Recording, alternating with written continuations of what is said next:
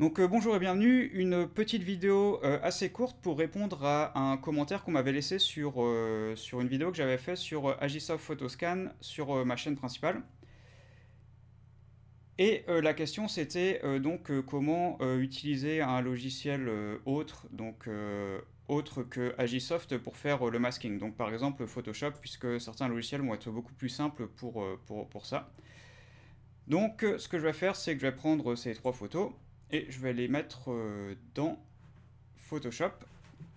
Voilà, donc là, ce qu'on va vouloir, c'est faire un masque blanc pour les objets qu'on veut garder et noir pour tout ce qu'on veut avoir de masqué dans Agisoft.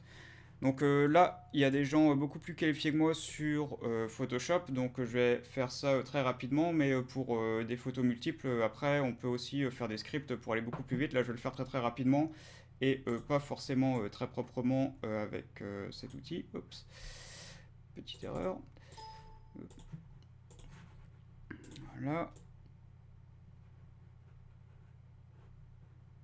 Voilà, rapidement. Donc là, je vais...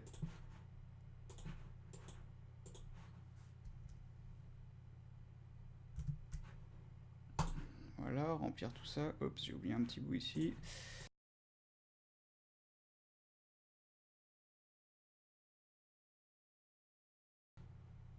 Autant pour moi. Remplir. Alors comme vous voyez, je suis pas forcément très très rapide sur Photoshop. Voilà, donc vraiment ce qu'on veut, c'est ça. Donc ça va être notre masque. Donc et là, ce qu'on va faire, c'est vraiment la chose la plus importante. On va faire un save as. Ici, on va pouvoir créer un nouveau dossier pour nos masques. Je vais l'appeler masque. Voilà. Et là, va falloir qu'on renomme notre image. Donc, on va prendre son nom d'origine. Donc, moi, c'était image 0832. Et on va rajouter un espace underscore. Et on va rajouter masque derrière. Et ici, on va la sauvegarder en PNG. Voilà. Voilà. Donc, je vais répéter exactement le même procédé pour les deux images suivantes.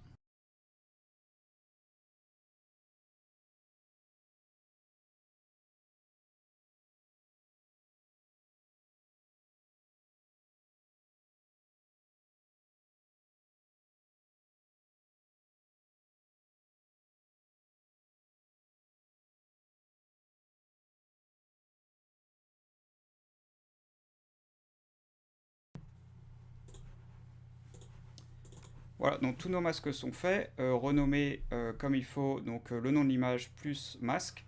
Donc évidemment, si on a plein d'images, vaut mieux écrire un script ou quelque chose comme ça qui va nous permettre d'en faire des dizaines voire des centaines en quelques minutes.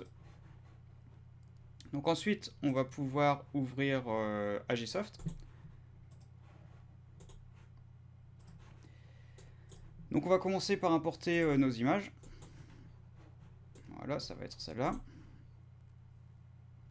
Et ensuite, pour importer nos masques, on va faire Tool, Import et Import Masque. Donc ici, on va chercher From File.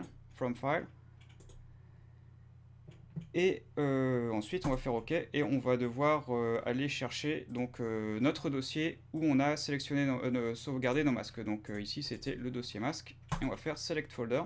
Et automatiquement, les images vont être masquées. Donc maintenant, si on clique sur notre image, on voit que seulement la partie en blanc a été conservée.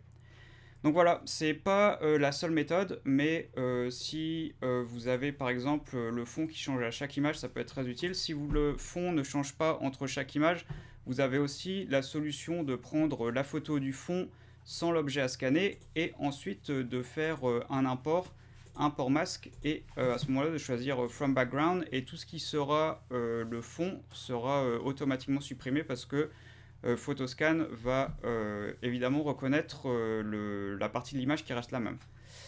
Donc voilà, j'espère que ça aide et c'est tout. Voilà.